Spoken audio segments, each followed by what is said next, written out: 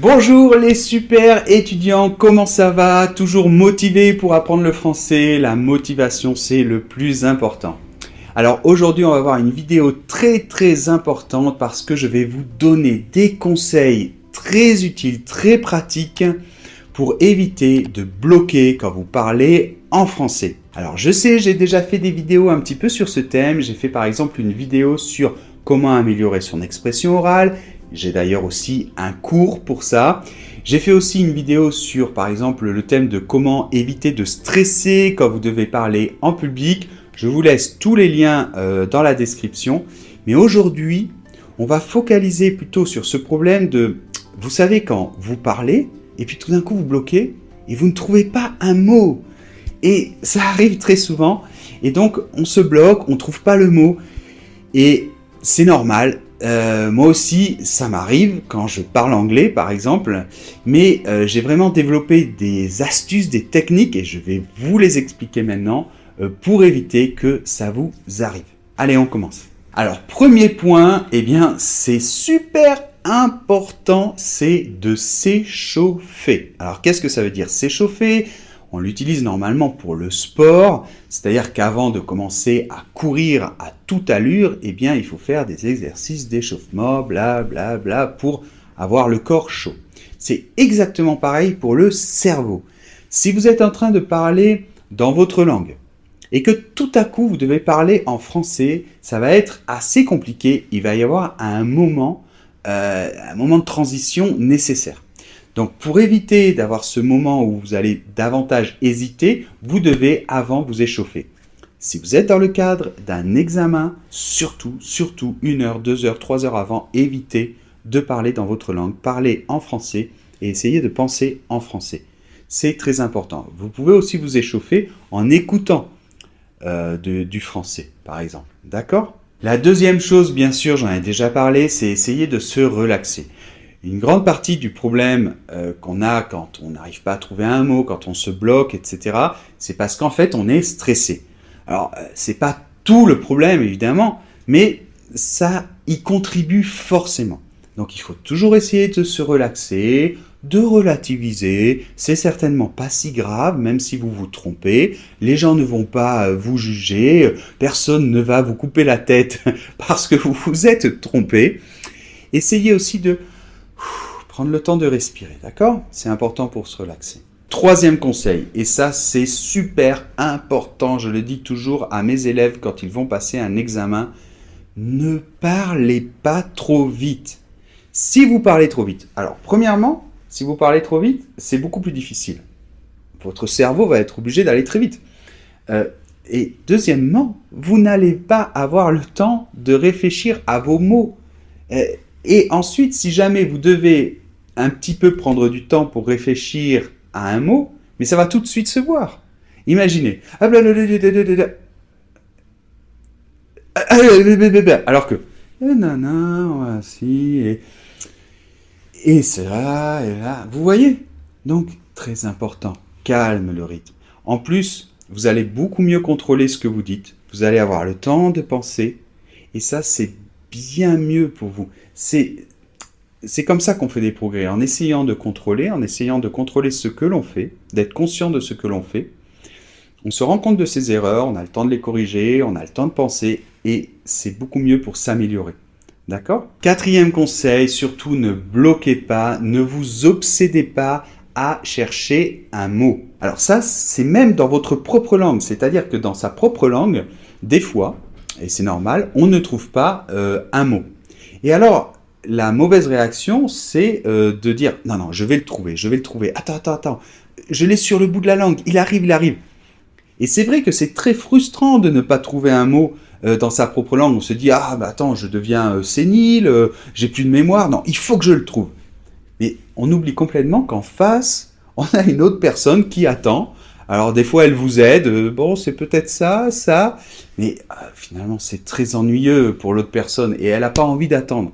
Donc vraiment, si vous ne trouvez pas votre mot, passez à autre chose, c'est pas grave, vous aurez un peu de frustration, passez à autre chose. Alors, cinquième conseil, c'est être capable de dire les choses d'une autre façon. Pas parce que vous êtes forcément obsédé pour trouver votre mot et vous voulez le trouver, Mais ce que je veux dire par là, c'est que très souvent, dans sa propre langue, quand on n'arrive pas à dire quelque chose d'une certaine manière, eh ben on le dit d'une autre manière. Et on arrive comme ça, ploup, à zapper, à changer et à trouver d'autres façons de le dire. Alors ça peut être soit un autre mot qui est un synonyme, mais ça peut être une expression, ou ça peut être tout simplement l'expliquer avec une phrase.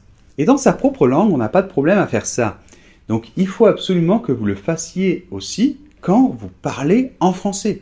D'accord ? Et en fait, souvent, c'est le stress qui vous bloque là. C'est vous cherchez le mot et alors vous bloquez. Mais non, mais tranquille, vous le dites d'une autre manière. Le tout, c'est de continuer avec du rythme. D'accord ? Comme ça, la personne en face sera contente, c'est beaucoup plus agréable et elle va continuer à vous écouter. Allez, 6e conseil, très très utile. Je l'utilise beaucoup pour mes cours d'anglais quand je dois parler en anglais et vraiment, ça m'a beaucoup aidé pour me débloquer et pour parler avec plus de fluidité. Vous allez remarquer que quand vous parlez en français, eh bien, souvent, donc, vous bloquez, c'est donc le problème qu'on traite aujourd'hui, et vous allez voir que vous bloquez très souvent sur les mêmes mots.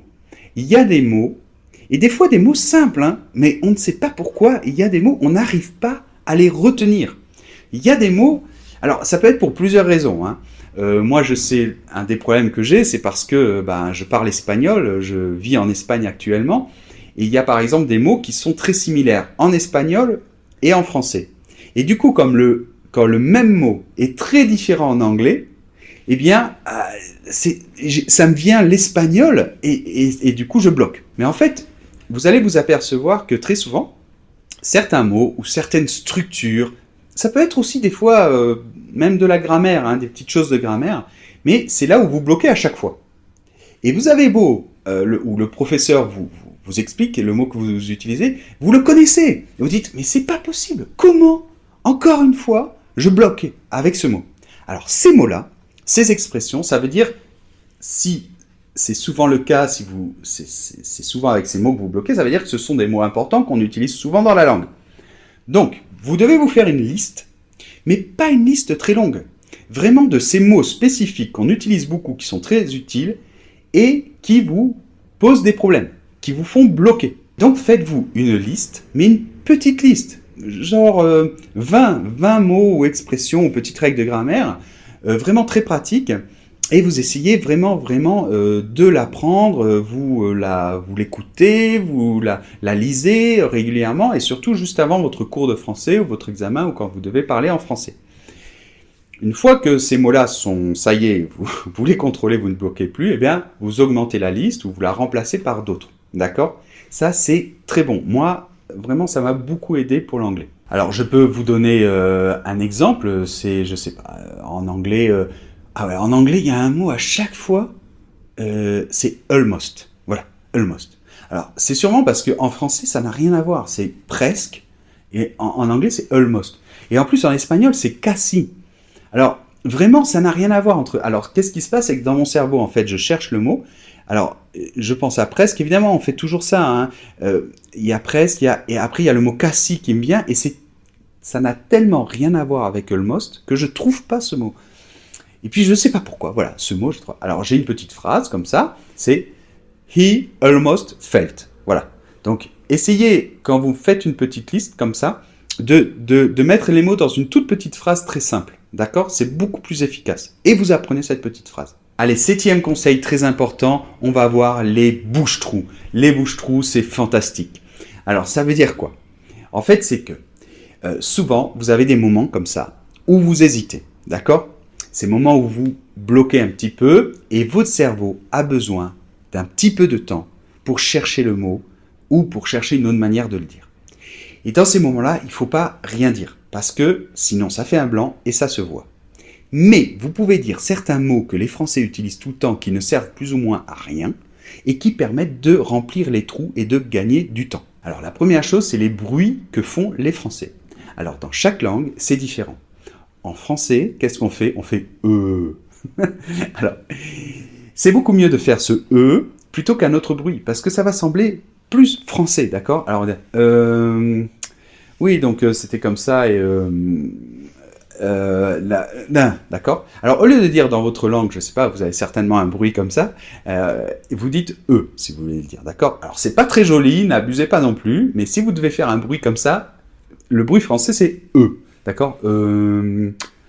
Alors, tu vas venir, je sais pas trop, parce que, vous voyez, quand vous hésitez. Allez, un autre qui est très, très, très utilisé, les Anglais disent « well », « well », et en espagnol, ils disent « bueno ».